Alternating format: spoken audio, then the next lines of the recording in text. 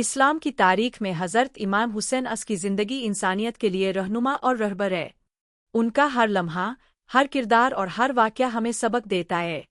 ایسا ہی ایک مشہور واقعہ ہے جو آج بھی ایمان کو تازہ کر دیتا ہے، امام حسین اس اور شیر کا واقعہ۔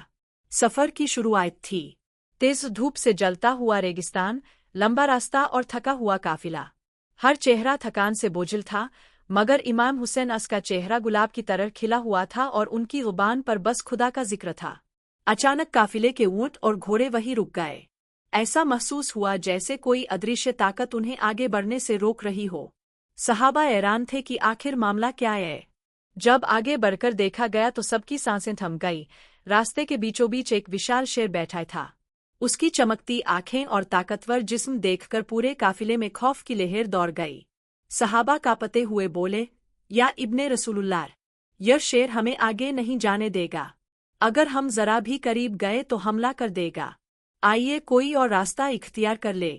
لیکن امام اس مسکرا دیے اور فرمایا، نہیں، ہم اسی راستے سے گزریں گے۔ کسی اور راستے کی ضرورت نہیں۔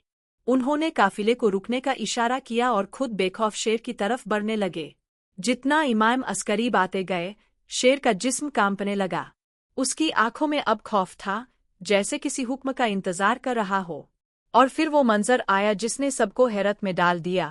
جیسے ہی امام حسین اس کے پاس پہنچے، شیر نے اچانک اپنا سر جھکا لیا اور سجدے کی حالت میں زمین پر لیٹ گیا۔ پورا قافلہ دنگ رہ گیا۔ جو شیر ابھی تک سب کو دہشت میں ڈالے تھا، وہی شیر امام اس کے سامنے جھک چکا تھا۔ امام اس نے اس کے سر پر ہاتھ پھیرا اور فرمایا، جا، تو بھی اللہ کی مخلوق ہے۔ تیرا راستہ جنگل کی طرف ہے، وہی چلا جا۔ شیر اٹھ کھڑا ہوا، پونچھ ہلائی اور جنگل کی طرف لوٹ گیا۔ صحابہ اور اہل بیت کی آنکھوں سے آنسو نکل پڑے۔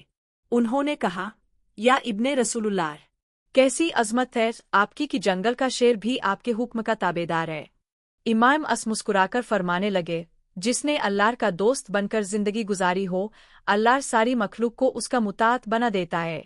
سبق: جب دل اللہ سے جڑ جائے تو ڈر مٹ جاتا ہے۔ امام حسین